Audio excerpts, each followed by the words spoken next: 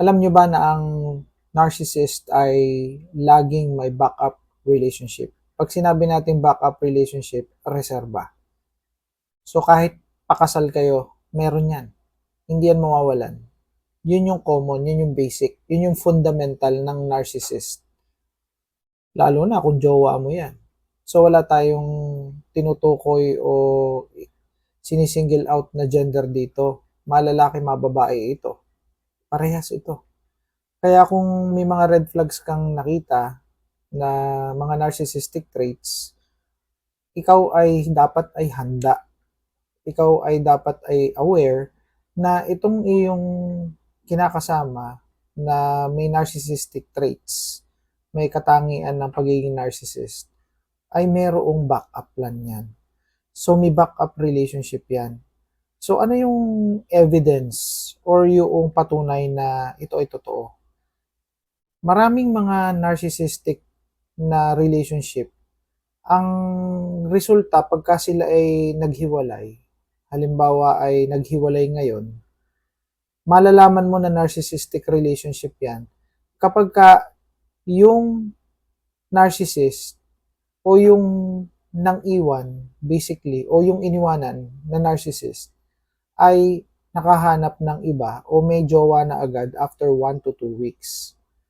So, kapag sobrang bilis ng pagkakameron niya ng karelasyon, yun na yun.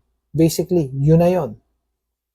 And may mga pangyayari dito na 3 days pa lang meron na. Meron ako ditong na-coach na 3 days yung kanyang minimension. Sabi ko, paano nangyari yun? Sobrang bilis naman. Ang kanyang istorya ay sa palagay daw niya, meron ng backup or meron ng karelasyon nung sila pa. Kaya nung naghiwalay sila immediately, no, nai-announce agad nung narcissist.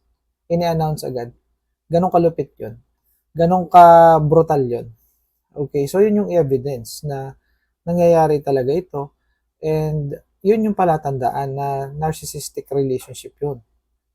Just imagine, let's say 3 taon kayong nagsama or more, ganun kabilis siya nakahanap ng iba, 'di ba?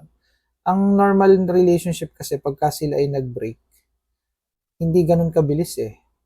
Hindi ganun kabilis magpalit at makahanap eh. Siyempre, magmo-move on ka pa dun. Eh dito sa pangyayaring ito, wala nang move on. Tira agad. Meron na agad relationship.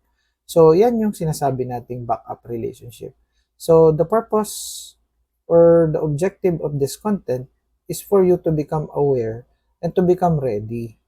Para alam nyo na. Para hindi na tayo nagkakagulatan dito. Okay? So, see you in my next content.